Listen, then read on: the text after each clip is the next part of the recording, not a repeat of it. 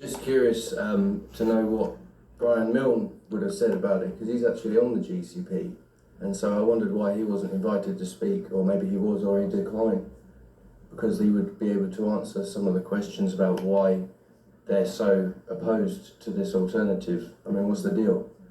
Can we get a comment on that? Yeah. Right. Do you want to answer that?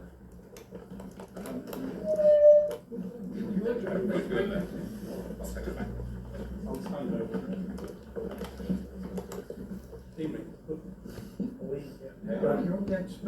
Okay, there we go. Thank you. Thanks for the invite. Which question? I think there was. I was quite just, a few. it's only What do I because, think? well, just 3 people spoke, and then it occurred to me that you were stood right there, but you were on the GCP, so you could give the alternative, you know, you could answer a lot of these points. What's the reason why you won't work with these guys? So we've had plenty of meetings as been discussed. I was on the local liaison forum back in 2016 at the inception, so I've seen all of these plans develop.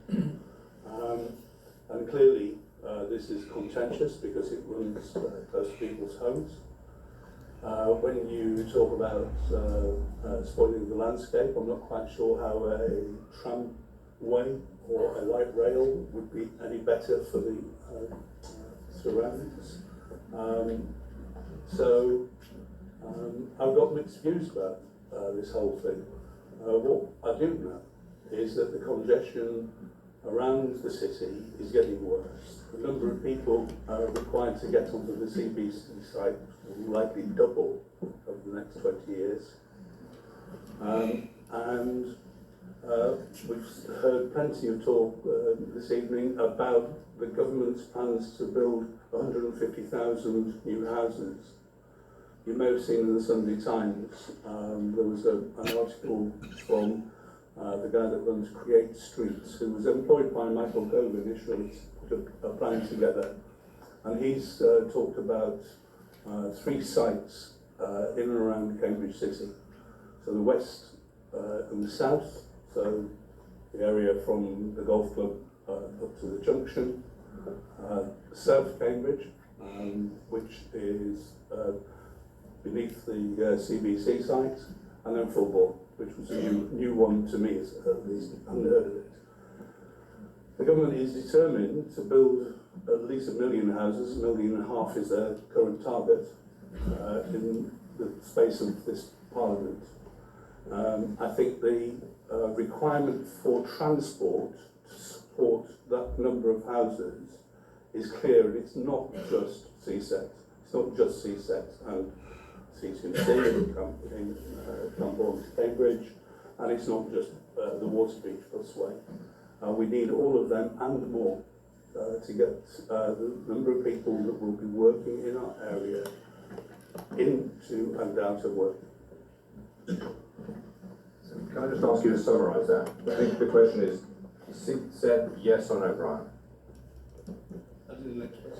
No, is it that the alternative wouldn't achieve any of what they needed to achieve? Ask that question again. Is it that the alternative that they've put forward won't achieve any of what you've said you need to achieve?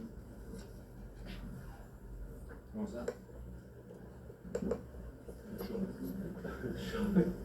But you want me to give simple answers to complicated questions? I want everybody to hear what you have to say, that's all. An honest answer.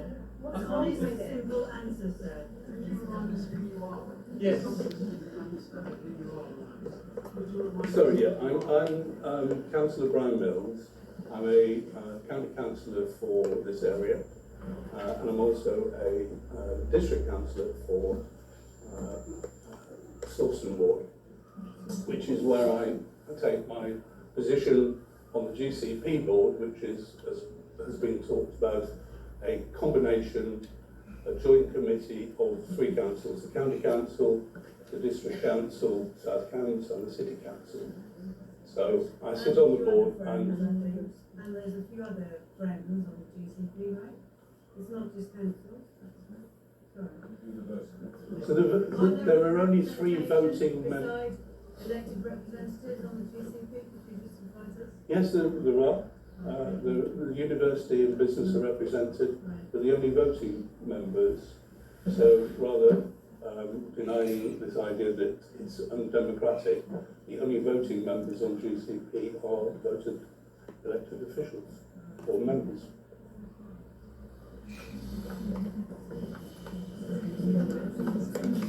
Well, sorry, I've been neglecting the back.